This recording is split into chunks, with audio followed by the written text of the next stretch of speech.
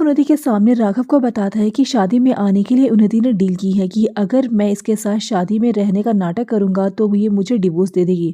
ध्रुव की ये बात सुनकर राघव शॉक रह जाता है। उधर रीत को डस्टबिन में एक फोटो मिलता है जिसमें चंद्रिका, नीता और शारदा होती हैं।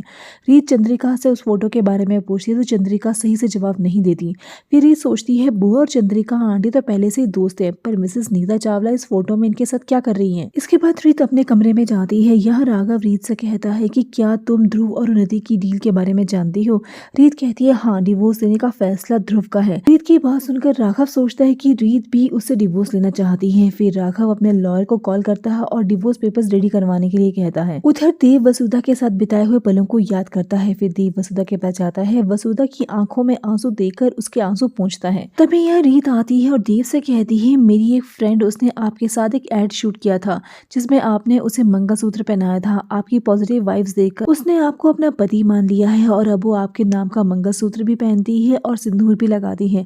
देव कहता है ये तो बचकानी बात है, आप उसे समझाइए कि वो असली शादी नहीं थी, वो बस एक एड शूट था जिसमें सब नकली होता है। इसके बाद देव को एक कॉल आता है। देव फोन पर बिजी हो जाता है। फिर देव के चले जाने के बाद रीत वसुधा से कहती है जिसे तुम अपनी जिंदगी का सच मानती हो वो देव भैया के लिए एक बचपना है। इसके बाद मिसेस नीता चावला भी शादी में पहुंच जाती है। रीत नीता को देखकर खुश होती है और उसे गले लगाती है।